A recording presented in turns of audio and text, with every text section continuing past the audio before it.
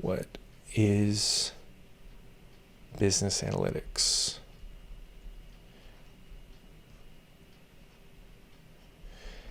I think one way to think about this is that you're adding value to the business, and this is really this should be the central thing when you're thinking about business analytics, is that you've done something that increases the revenue, or it does root cause analysis, right? So maybe you have a problem in your company, or you could increase the prestige of your business.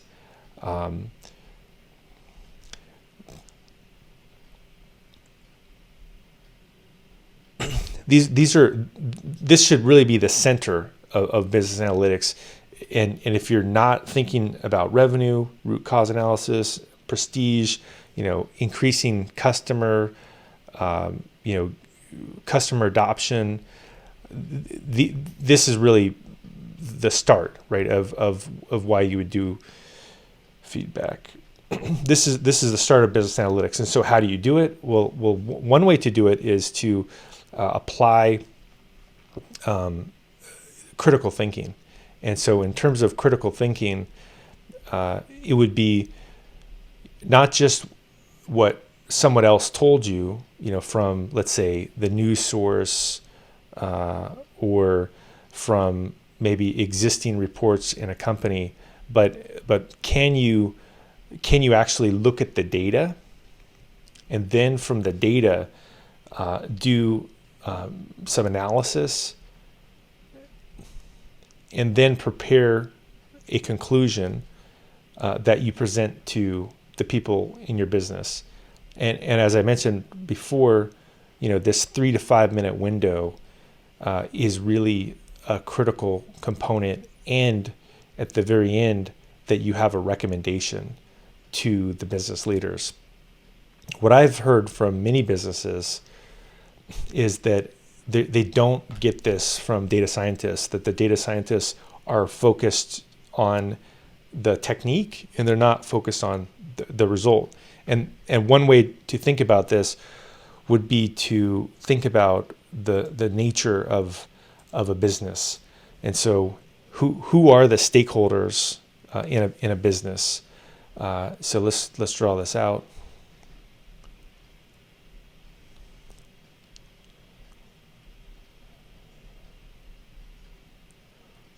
Holders. So one of the most important stakeholders in a business is the customer. And ultimately, if you don't have any customers, you don't have a business.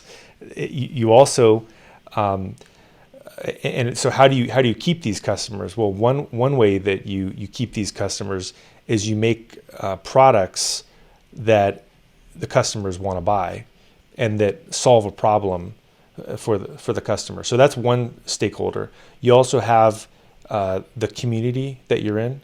So it could be people that are associated with with the region that you're in. Let's say you're at a university, it would be the town that you're in, or if you're a Walmart, it would be, in the case of Walmart, it could be a town.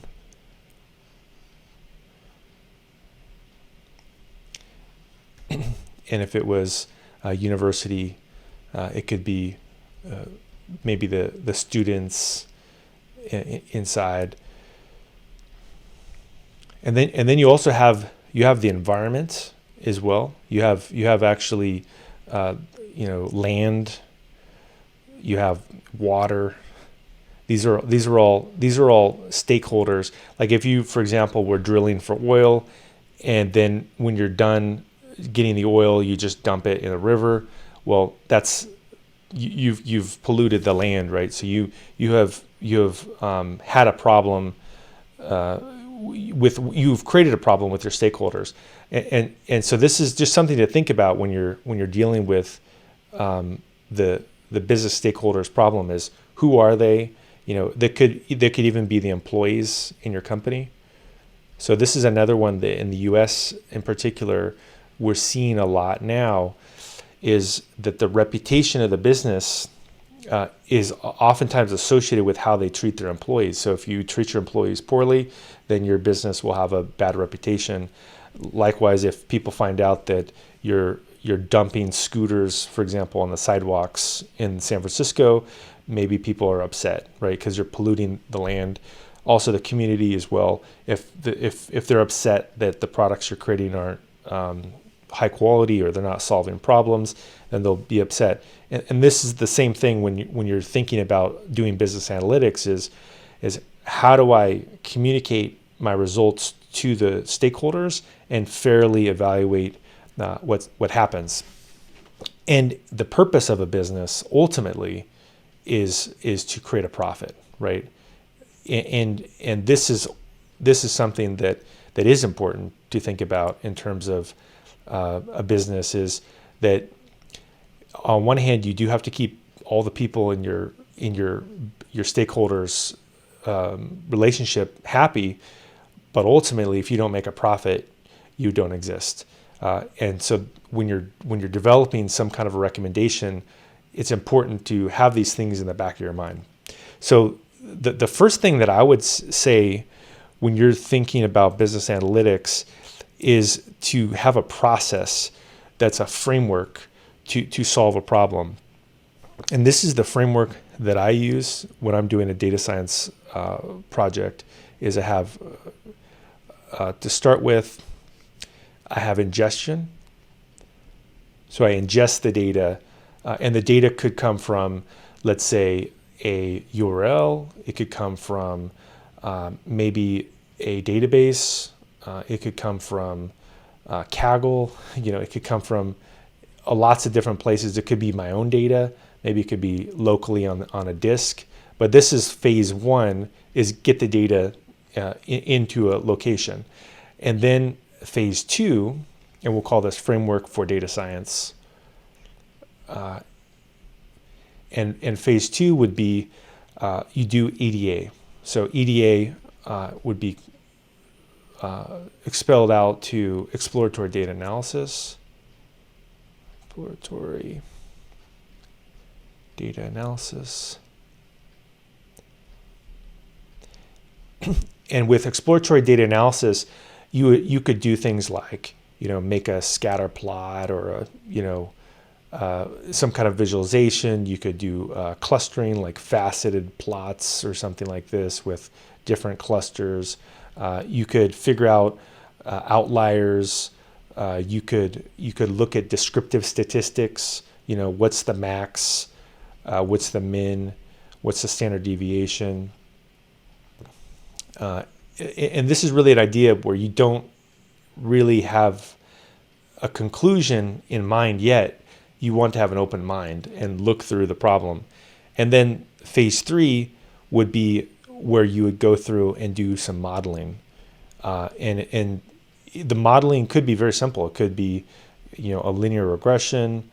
It could be maybe like clustering, or maybe it's even non-machine learning, right? The model could just be a time series plot, right? And the time series plot just shows the forecast of where you think the trend will go.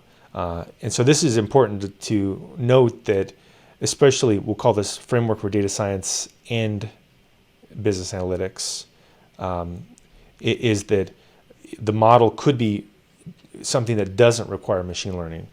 And then finally, this is the last step that many people miss, is the conclusion and recommendation.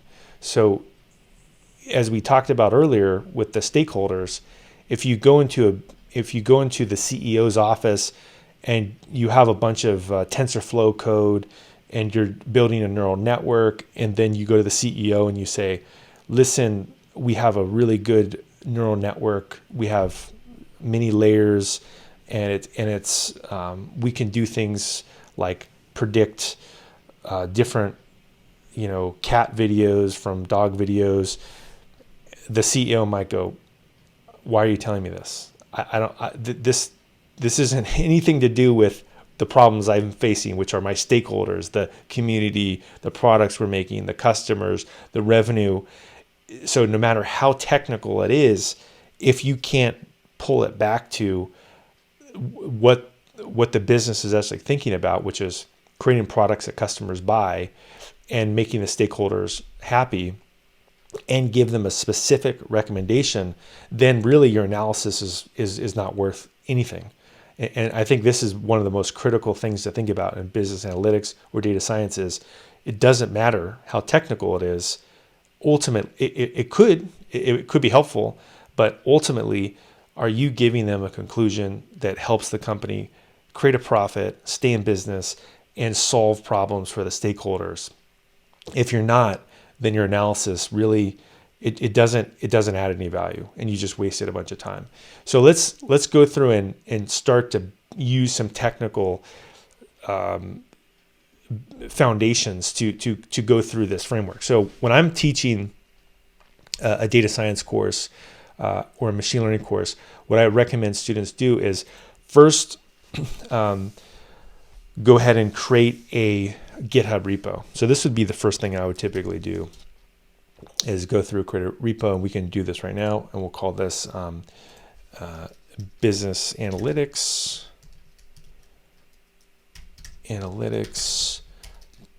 project. I'm sorry to interrupt. Can you share Sure. your full screen? Sure, I can. Currently, I can see like one Excel tab and also the screen you're sharing. So, do you mind like only share like the web browser? Yeah. So let me see here. So if let's see if I can do this. Let's go through here, and let's see if you can. How about this? Is that better? Oh, yeah, that works. Thank you. Okay.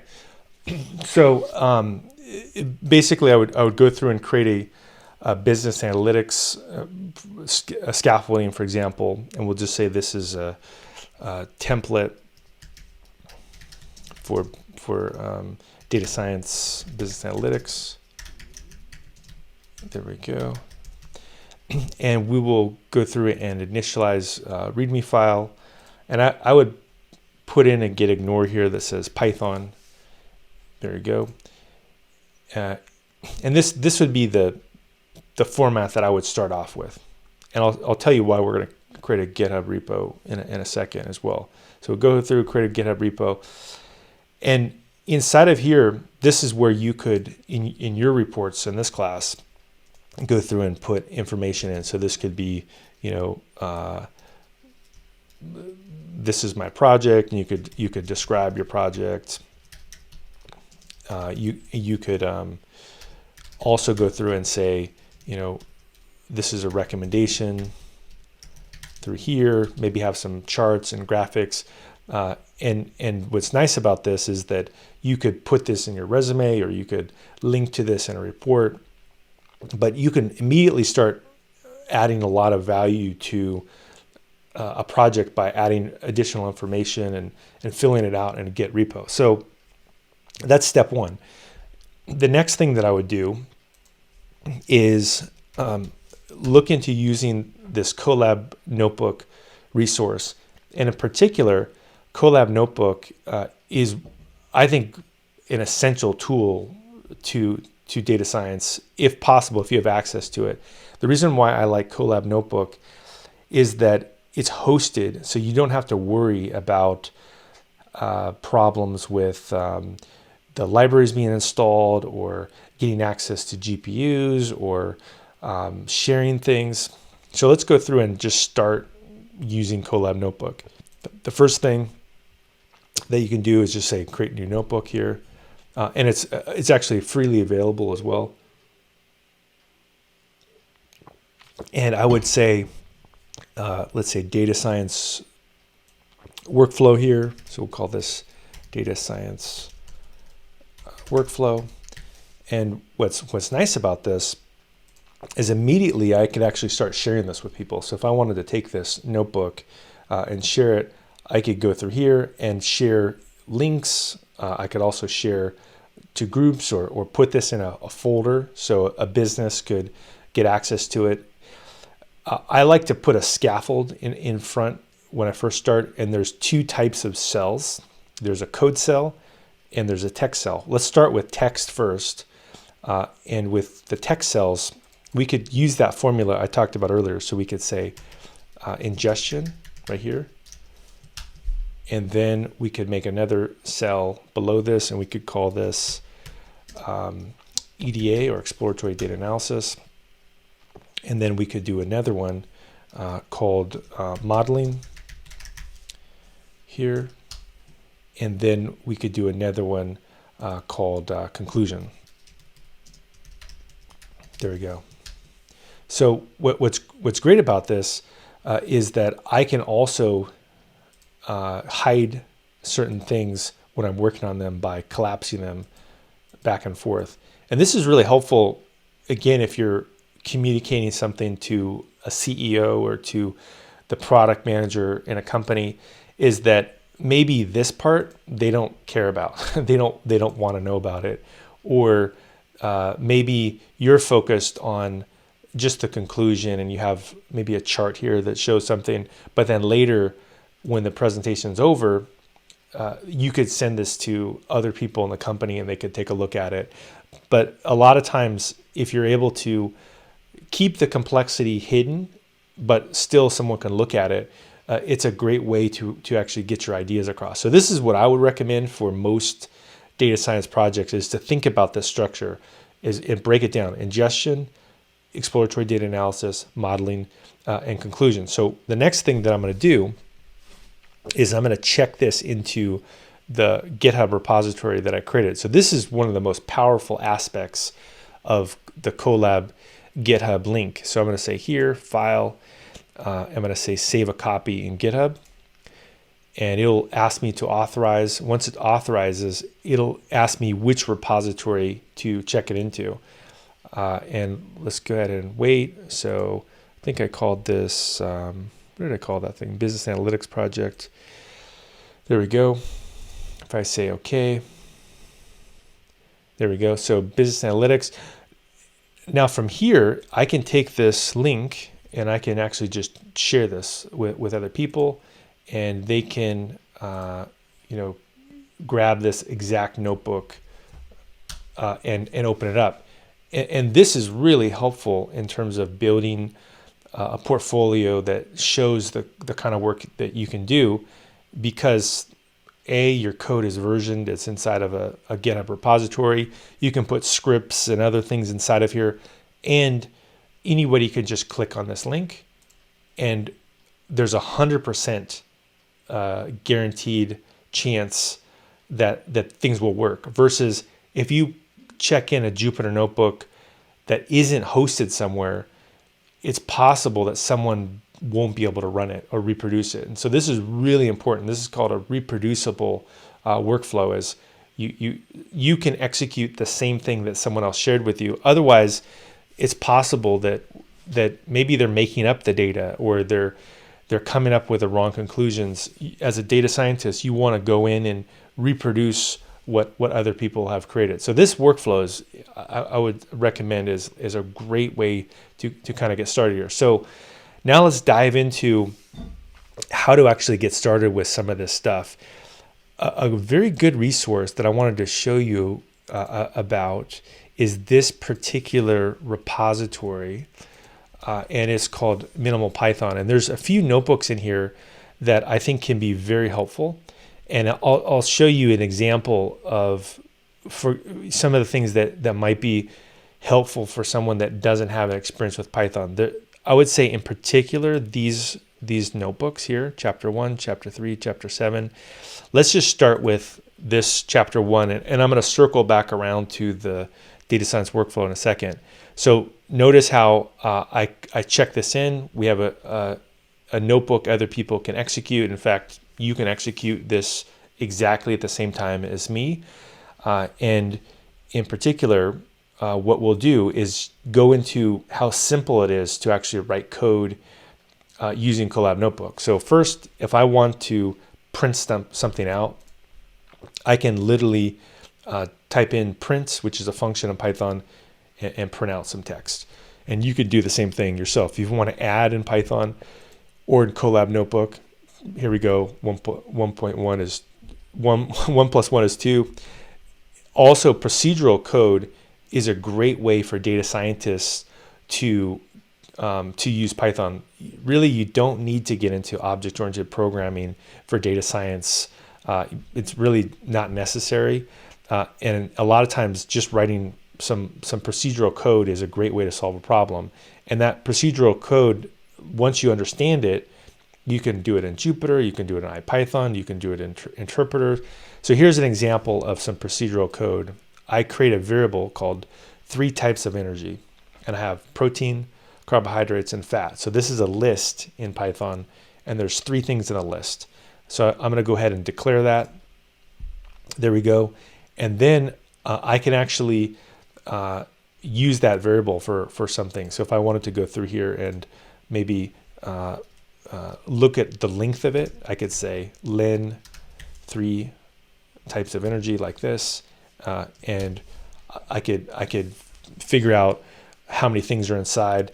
If I wanted to maybe grab one thing out of that list, I could go through here and again use auto completion and maybe grab the first thing out of the list. But what's great about these Collab notebooks is that I didn't have to install anything. I don't have to do anything special. I can kind of play around with somebody's template and familiarize myself with Python. Now let's go and look at something that you would probably do a lot in a data science project is go through and execute multiple procedural statements. So here's an example. Multiple procedural statements as I say protein, carbohydrate, fat. So I unpack those values here, and then I print out each one of them. So that's one thing you can do in Python is you can do assignment into a list like we did earlier, but you also can pull all 3 of those things back out again as well and then use them. And here I say carbohydrates taste good, fat isn't bad for you anymore. And notice this F string here. This is a great way to do formatting. With Python 3.6 and above, they've added this F string statement, and it allows you to take a variable that has these curly brackets and actually swap it out so that you can print a statement, for example, with just this variable inside of it. So this style, I think, is very good for business analytics type Python programming. And I also wanted to reassure you that really this is enough for most of the stuff you do. You don't need to go further and get into doing software engineering if you're doing data science. It doesn't hurt, but it may not help either. In terms of adding, as I mentioned before, you can add things. You can basically treat this Collab notebook like a calculator. In this case, I assign variables a number, right? So to assign a variable, you just call it some word, and then you put a value associated with it. So I say protein is 4, fat is 9, carbohydrate is 4, and then I add a carbohydrate and a protein. We see that's 8. If I want to add phrases as well, I can go through here and I can take strings and I can add those strings together, and then I can create a sentence. This isn't something you would do that often because the formatting here I think is much cleaner, where you take a variable and you put it into a sentence. But in this particular example, just to show you, you also can do that if you wanted to do that. In terms of complex statements, if you do need to loop through something like pull out some kind of a technique, pull out a column, or do some kind of programming, oftentimes a for loop is the way to do it. So if you remember, this 3 types of energy was a list. So a list works very well with a for loop, and the way you use it is you create a loop variable right here. So you say, what happens is that this variable gets assigned something from every run of the loop. So every time you go through the loop, it grabs a value out, puts it into that variable. And so that's how this works, is we say for energy type in 3 types of energy, it pulls the first thing out of the list and then puts it below. And so we print it out and we say protein, carbohydrates, fat. So really there's just 2 lines of code. And from here, even though we only went through a few things, this is enough to really do a lot of stuff in Python, especially in the context of data science. That being said, let's go through a few other things that may be helpful to get you started. One is you can do asserts. And these really come in handy if you're testing something really quick. Like, let's say you wanted to do a calculation and you weren't sure what a variable had in it at the bottom of a script. Maybe you could assert. You could say, does this equal 9? Uh-oh, it doesn't. And you can get an assertion error. I use this a lot when I'm writing more formalized tests that maybe test a notebook or test a command line tool. I use a framework called PyTest, and they use asserts. So it's just something to be aware of. If I then go and I assert the right value, it doesn't give me an error. Another thing to be aware of is pass. You'll see this a lot. Is you can use it to basically complete a code block. If I wanted to create an empty class, for example, in Python, I could just say class pass, and then it creates an empty class. I can create an object from that class here, and then when you create objects in Python, you can assign attributes to them. In this case, it's 9. And really, again, you don't really need to get into object-oriented programming that much, but this is just an example of how you could use pass with objects. If I want to delete something, I also can use the del command to do it. So in this case, I did the same thing, right? And you can see that this who ls shows me all of the things that are in memory, and if I say kcal is equal to 9, but then I delete kcal, it showed up here, but now it doesn't show up here. So this is a built-in magic command in IPython and also Collab Notebook, Jupyter Notebook, that lets you see what's currently in memory. And so it's a good way to actually maybe delete something. Like, let's say you did a calculation and you're going to use it for the rest of your code later in the notebook.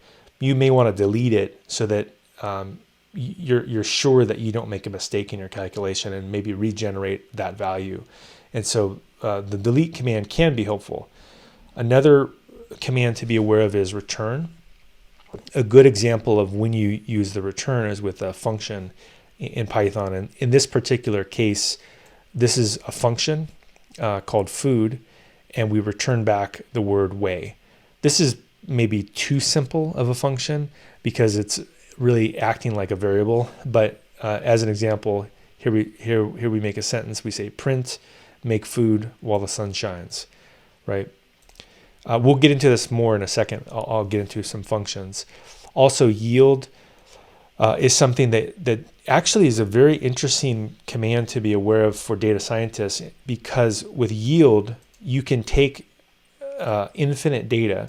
In this case, there's only 4 things inside, but if you had, for example, a petabyte of data and you wanted to pull out little bits of the data from the cloud, maybe what you could do is yield it out, and you only grab a little bit of it out at the same time, versus imagine you're on a wireless connection and you're trying to get a petabyte of data. It could be very unpleasant. And so the yield command, again, it just gives you one thing at a time. So if I put it in a function here and I say too much food, I make an instance of it, and you can just pull things out one by one. So it's a great memory efficient way to deal with very large data sets. And if I go through here next and I say snacks, right, and I can get another one, I can get another snack. But if I do it one more time, it blows up because I grabbed all of the things that are in that list. So this is a good concept to be aware of in terms of infinite data and to understand the yield. Break is another one that you might come across as well. So in the case of the same example, I have carbohydrates, calories. I could say while true. And what this means is that as long as I don't break out of this loop, run forever. And what I do is I add the calories, I increment it by carbohydrate. So every time I go through the loop, I add 4, and it starts off as 0. And then I say eating more carbohydrates, and then I say if the calories are over 8, then print this is all I can eat, and then you break out of the while true loop. And so you can see the first run, I eat 4 carbohydrates. Second one, I eat 8 carbohydrates. 12, I eat 12 carbohydrates. And then the next loop through, it says, whoops, I'm over 8, so I need to break out. And then it'll print out this final statement. So it never runs this until this value is greater than the 8. Continue is another one to be aware of in terms of looping. You can use it to actually skip through a block. So in this case, if I say 3 types of energy, protein, sugar, fat, and I say for energy and 3 types of energy, if the energy is equal to sugar, then skip it. And so what I do to skip it is I go out of this particular code block, but I don't exit the whole loop. I just skip this particular part of the loop. So you can see here, I say eating protein, skipping sugar for my health. There we go. So once I found that was sugar, but I continue, I go back again to the next thing in the loop, and then I say eating fat. So it's a way of adding a condition inside of a loop that will still allow the loop to run, but it'll handle a particular condition. Another thing to be aware of as well is the import statement. This is critical for doing data science, is that whenever you import a module, you can use somebody's code, and you can do a lot of stuff by just importing people's code.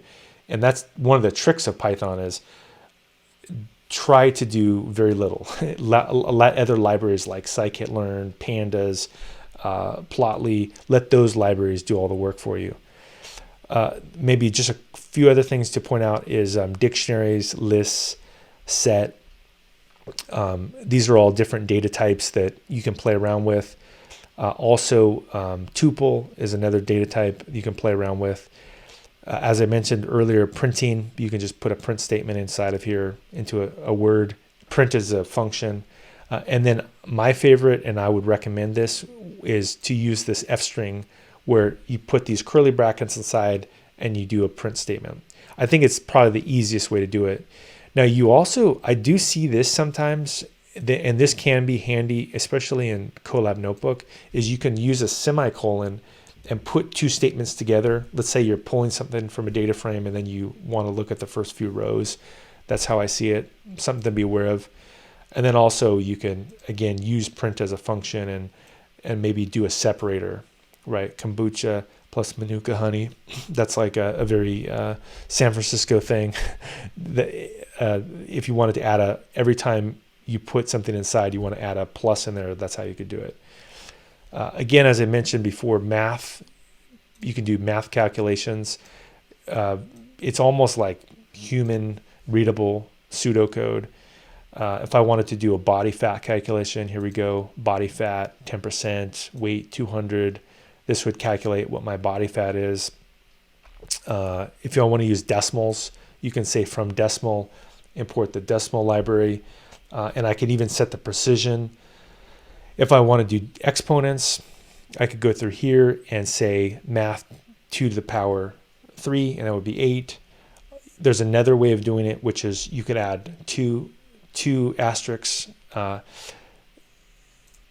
then in terms of multiplication, it's the same as what you'd expect, right? You can convert between different numerical types. You can say, for example, here's a number.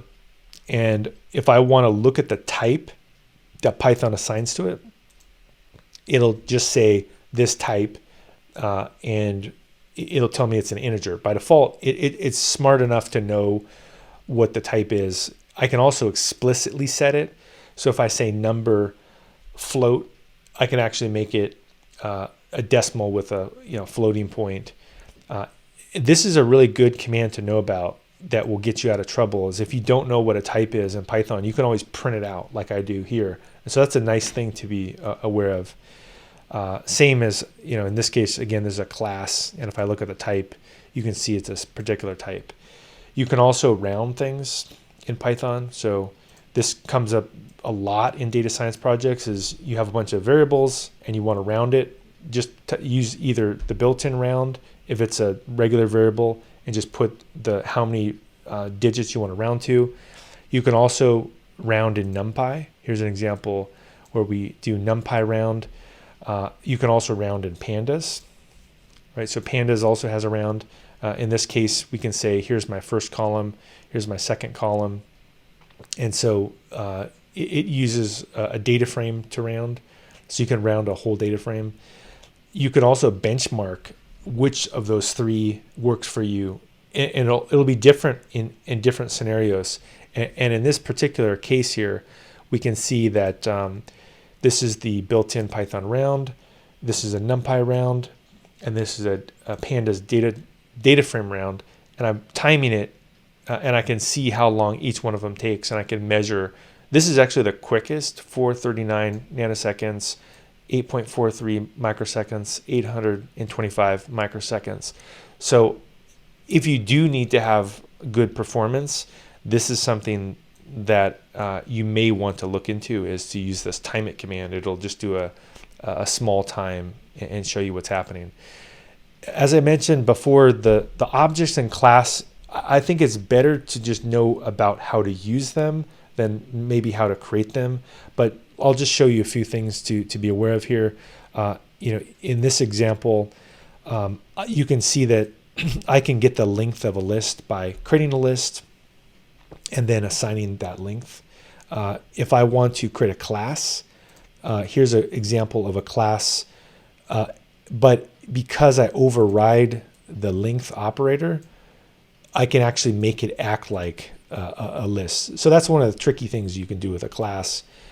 You also, if I try it out without doing that, you notice that it blows up, right? So these are just some things to play around with on your own to just familiarize yourself with it. And here's another thing you can do is you can add a property decorator, and you can make a class, make an object behave like it has an attribute associated with it, but it's actually a function. And so that can be helpful if you're designing an API for somebody, and you can see how if I in this case, length can be set because it's its own variable, but reach, I can't set it. If I comment this out and I run it again, it'll blow up because that's not a variable, right? That's an actual decorator for a property. So those are just some things to be aware of in Python that you can play around with on yourself in this notebook. You can also do things with classes like do static methods, for example, and all that does is take a function and put it onto a class. And the main takeaway with this is that you can make immutable objects. So in this case, if I make an instance of this class, I can create a attribute called unbreakable. But in this case, this is not a variable. It won't work, right? If I say not unbreakable, I'm sorry. If I say unbreakable, this one I can't reassign it, but this one I could because it's a new variable, right? So the main takeaway with a property is it acts like a read-only attribute, but it isn't. It's actually a function. So here we go. I try to change this. That one does change. That one doesn't change. Maybe the last thing that we'll get into in this section is loops. As I mentioned before, if you want to kind of go through and play around with a data frame or a list or something like this, you'll most likely come around and use a loop. And in particular, this is an example of how you do that. You could create a range, and all that does is make a bunch of values inside. And I say, make values from 1 to 5 here, and then print them out, right? So this is a good way to understand loops. You can loop over lists here. Here's an example of that. You can do loops that are more complex, like have a function that yields things, and then do while next. Again, you can play those around with those by yourself. There's also exceptions, which can be helpful to be aware of. Is if I grab all the things out of a list, for example, and I say while true, and I grab all these things out, these whales, and I pop them off. So basically, I'm consuming the things one by one. It's going to throw an index error eventually because I've only got 3 things, and I'm running this forever. You can catch that exception, and then you can break out. So here we go. I say I want this whale, Moby Dick. I want this whale, Shamu. I want this whale, Kiko. Oops, I threw an index error because there's no more whales, and then I print out that last statement. So this is a good thing to be aware of. In production, if you're doing like production machine learning code, I would definitely recommend adding logging, and you can see how to do it. It's pretty simple. And what this does is allows you to look inside of a server somewhere and find that there's actually an exception somewhere. If you don't add logging code into production, like a Flask app or some kind of project that lives in the cloud, it's going to be impossible to debug your code. So that's why you add logging. Conditionals, maybe there's a last thing that I'll mention here is here's a function that I have if statement, I have an elif statement or an else. All this does is allow you to toggle between one thing that's put in versus another. So if I say sad, it says, you seem very sad. I have no whale to recommend. How about a crocodile, right? In this case, it looked through, it didn't find angry. It didn't find happy. Instead it found this one. And it gave me that last statement. But if I change it, if I said instead here, I want to change angry, let's say what whale should I get if I'm angry? And Moby Dick, right? Moby Dick was not a nice whale if you read the book Moby Dick. And so I can hit this conditional statement. Single line you can do as well, right? I can say happy, cloudy, happy, false, if cloudy, true. You can do it all in one line as well, and that could be helpful sometimes if you're trying to build some logic. I think I already mentioned this too, that break, right? So in this case, if I increment something, I can break. So like if in this case Moby Dick is attempting to eat people, once he eats 3, he's full. Then he says I couldn't eat anymore, and he breaks out, right? So this would be a good one to play around with. Also, the continue. Here's a good one. If the whale isn't Moby Dick, then continue, right? And so I first go to this one, I don't do anything. I go to this one, I don't do anything. I go to this one, oh, there we go. That's the whale I want. I'm going to say my favorite whale is Moby Dick. We already talked about pass, kind of skip through that. But the reason I wanted to just go through this is we only took 15 minutes. This is pretty much all you need to know to do a lot of stuff in Python, because I know some people are new to Python, and I would just recommend just play around with this stuff and change things and maybe make copies of it, check it into your own GitHub repo. The last thing that I'll also show you as well, a couple other notebooks, is in this minimal Python directory is, let's just briefly look at a function. So I think that a function is probably the most important part of Python to be aware of. And all it is a holder for logic. So to create a function in Python, you say def, the name of the function, and then let it take some value. In this case, the value is name. So I say, if the name is equal to Marco, return Polo. So here we go. If I go ahead and I run this, you can see that the function's been created. I then go through and I say Marco, But if I put Bob, what'll happen? Nothing, because we didn't have any value for it. So this is really it. In 3 lines of code, you can do something pretty useful, right? Is that I just look for this word. If I find it, I return back Polo. Now I could even extend it though, if I wanted to. If I wanted to just make this a little more complex, I could add another return statement that says, no, you are not Marco. You are, right? And I would say like this and put an F string together. Then I could explicitly handle things other than the word Marco, right? So if I go through here and I run this, I can put Marco, everything's the same because it matches the value that I put in. But then if I put Bob in, it says, no, you are not Marco, you are Bob, right?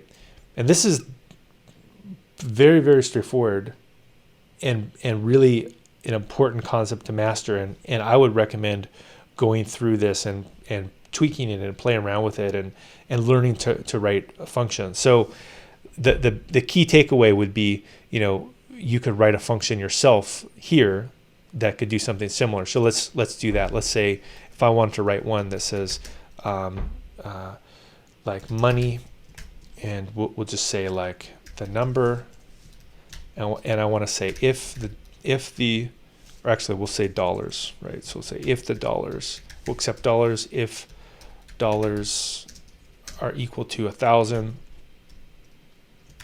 then return rich. In fact, we could even say if the dollars are greater than or equal to 1,000, or what we do is we return you need to work more. There we go. So next up, what I can do is I can add another value here, and we can say money, and I can put in, let's say 999, and it says you need to work more.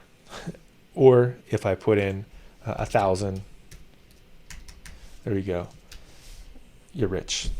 So I think this is the way to learn functions as well. And this is, in my opinion, the most important thing to understand in Python. It's the center of the universe.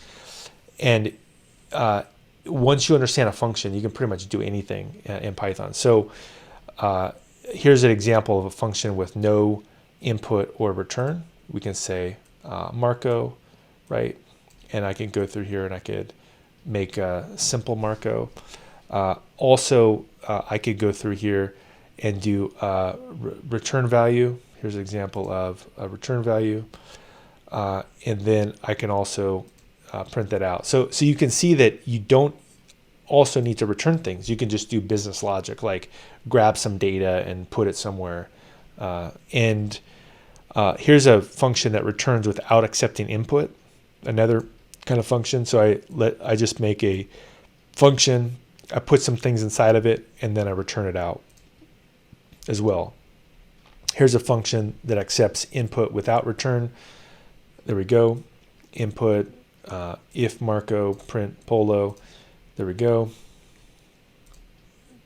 There we go. If I try a different one, it doesn't print it out. So this would be another one. If you're new to Python, I would take this notebook and go through and play around with it to see whether you're able to actually kind of get the basics of this and make sure that you understand it. So the next thing that I wanted to show you is this other notebook here, which is something that we'll refer to more than once, but this is called Chapter 7 Data Science, and we won't have time to get into all of it, but as an example of something that you could build as a data science portfolio notebook, notice the structure here. So I have an ingestion, I have a modeling, and I have a conclusion, right? And if I hide it, it'll show me the number of cells. I have an ingestion cell, I have exploratory data analysis cell, and also have a modeling cell right here. So in this particular example, what I can do is I can import some data just from a URL. And so, in fact, why don't I just run this? And you can see it. There we go. I import this. And if you wanted to, let's say you have your own data science notebook, which was over, let's see, let me grab it over here. Remember, this notebook has nothing. I can just throw this in there, right? So this is what's great about this style.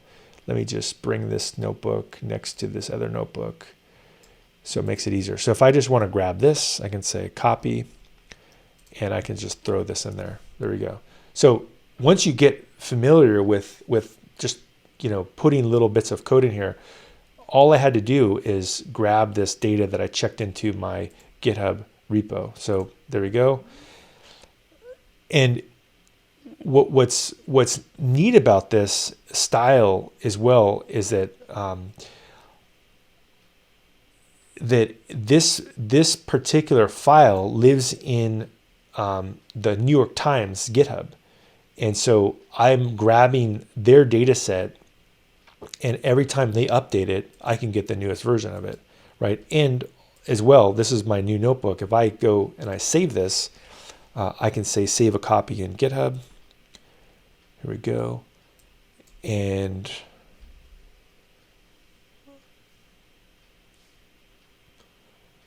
it notices that I'm in this project. We'll go ahead and say okay. Perfect. And then now other people can get my code. So this is why I think the Collab structure is really helpful, is that it's very easy to immediately start to get results and check code out. And as you saw earlier, a lot of the Python code is very easy. It's either a function or it's those procedural statements. So this might be like an action item for you to go into is can you start to mimic some of these behaviors by taking this notebook and putting it into your own notebook and starting to make your own conclusions. So let's go to this next section. Let's go to exploratory data analysis. So what's the first thing you should do if you're able to grab this data like this and put it into a data frame? The first thing I would typically do would be I would maybe look at the last value. So these are the recent ones. This is 2020 8/14. So I think this is from yesterday, and it shows you the data. I could maybe look at the columns. I could look at the shape, right? So I have, in this case, 9,000 observations, and there's 5 columns, right? These are basic things that most projects that in the ingestion phase I would think about is grab it from some location. Hopefully, if the data is clean, in the case of New York Times, they're actually making all they're doing all the work for me. Why not take advantage of it? But I can either look at the beginning or the end by looking. Head is the beginning, df.head, df.tail shows me the end. I can look at columns. I can look at shape. I can also describe the data, and this is helpful in that it shows me the distribution based on what it is I'm doing. It could be the distribution of everything. So in the case of the deaths here, we can see the 50%. The median is 231. The max is 32,000. And I think this is the by state, I think. So I think this max is probably New York. And then if I want to do a little bit more, what I could do is that I could pass in the data frame here. So in this case, this is the data frame, and I could look at the cases, which is one of the values that we can see here, right? That's one of the columns. I could look at deaths, and I could do a hue, and I could plot this out, right? And I can see the deaths versus the cases. So in this case, you can see that the last time I ran that was a couple months ago, and now things are very different, right? We can see that the size is is the deaths, and we can see these different plot points here. Now, if I wanted to play around with the dates, another thing you can do is you can convert the data frame to a date and plot this out.